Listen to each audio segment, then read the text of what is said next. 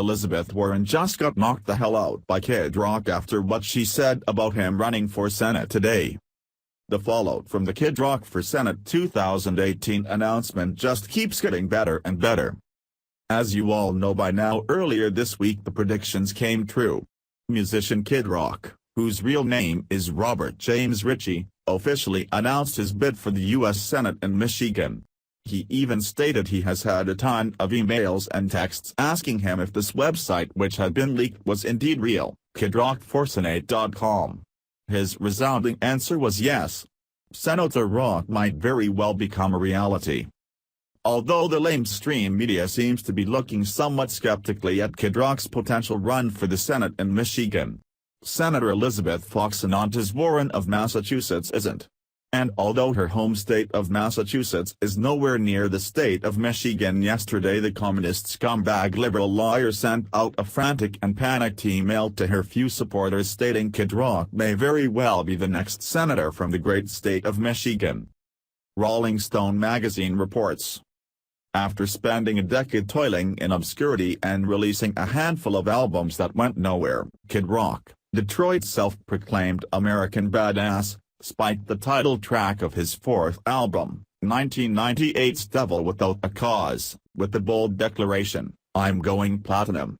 With the white trash rap, rock anthem Bot Daba and a star-making performance at Woodstock '99, he delivered on his promise. But within a decade, Rock had made the total transformation into a classic rock singer when his 2007 album Rock and Roll Jesus debuted at #1.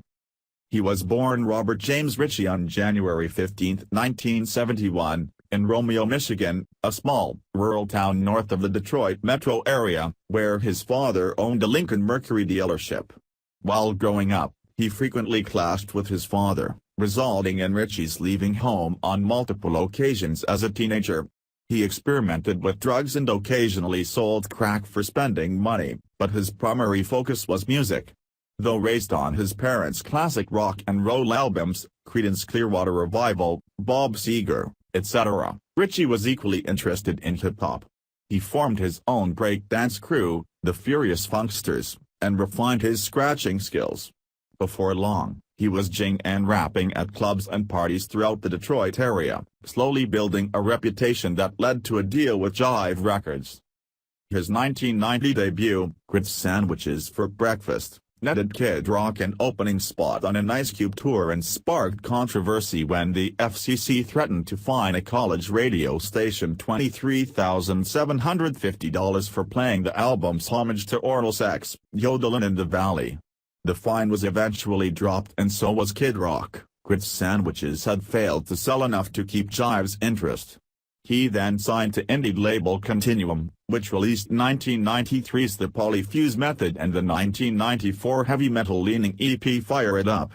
Both failed to reach an audience beyond Rock's local Detroit following.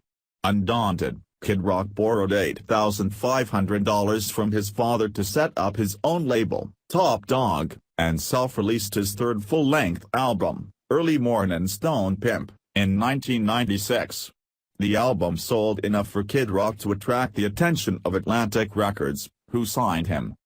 Rock's Atlantic debut Devil Without a Cause, #4, 1999, was slow out of the gate but began a steady climb up the Billboard 200 as rock radio and MTV picked up on the album's hybrid rap, metal singles I Am the Bullgid, #31 Mainstream Rock, and Bot Daba, #10 Modern Rock. A third single, Cowboy, which threw dirty southern rock and country elements into the mix, went to #5 on the Modern Rock chart and #82 on the Hot 100.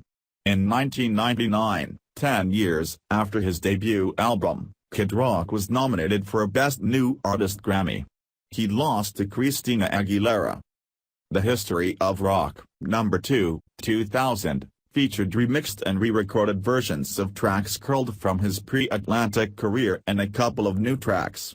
He also announced plans to issue various projects by members of his Twisted Brown Trucker band on his Atlantic distributed Top Dog label, beginning with Double Wide, 2000, by his DJ, Uncle Cracker. An album was also planned for his sidekick, Joe C. Born Joseph Kalea, but the diminutive, 26-year-old rapper, who suffered from the digestive disorder celiac disease, died in his sleep on November 16, 2000.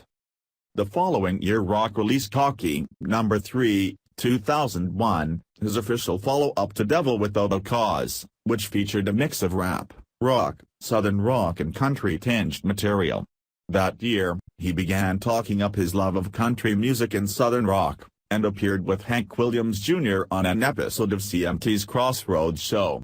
Like Devil Without a Cause, though, Cocky's sales were sluggish at first. But by the time he released its biggest single, a duet with Sheryl Crow on the country rock ballad Picture, No. 4, 2003, the album went on to sell more than 4 million copies. Picture, which also reached No. 21 on the Hot Country Singles chart, signaled a major change in style for the rap rocker. When he returned with the self-titled Kid Rock, No. 8, 2004, his transformation into a classic rocker was complete. The album spawned 3 top 40 mainstream rock hits, a cover of Bad Company's mid-70s rock hit Feel Like Makin' Love, No. 33, 2004, I Am, No. 28, 2004, and Jackson, Mississippi, No. 14, 2004, as well as the No. 50 Hot Country single Father.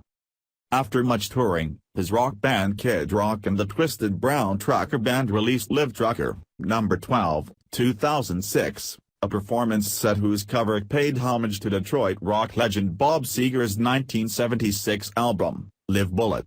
Kid Rock returned the following year with Rock and Roll Jesus No. 1, 2007, which yielded the singles Amen, No. 11 Mainstream Rock, No. 27 Modern Rock, 2007, and So Hot, No. 2 Mainstream Rock, No. 13 Modern Rock, 2007, but really took off when the sunny third single All Summer Long, which interpolates Warren Zevon's Werewolves of London and Lynyrd Skynyrd's Sweet Home Alabama, became a smash on MTV and radio, hitting No. 14 on the pop chart.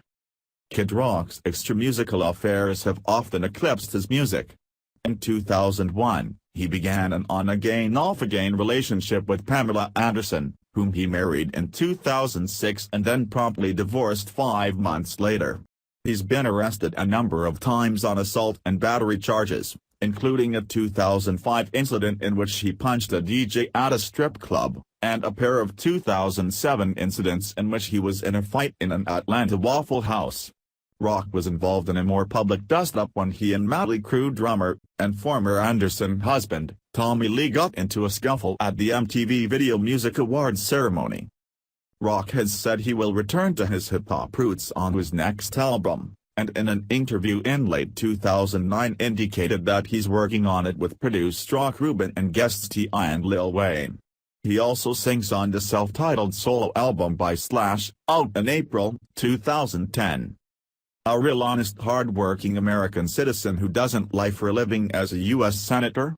We can't have that now, can we, Fox on this?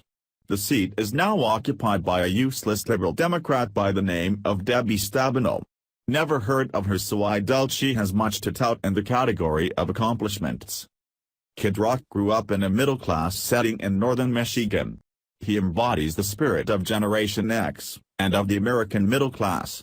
The class which, thanks to years of being neglected and spat on by politicians on both sides of the political spectrum, are all but extinct in today's America. These are the very people who came out in droves to vote for President Donald Trump during the 2016 presidential election. Many whom had never cared to vote before. Pocahontas better be afraid, very afraid. I bet he wins in a landslide.